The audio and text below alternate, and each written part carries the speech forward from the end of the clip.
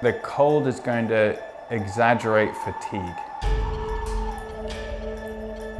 It's the biggest desert on Earth. There's a lot of epithets, basically the coldest, highest, driest, windiest place on Earth. And they're going through the middle of it.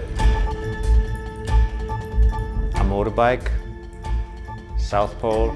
Very quickly I understood, they have the will and the means to do what needs to be done.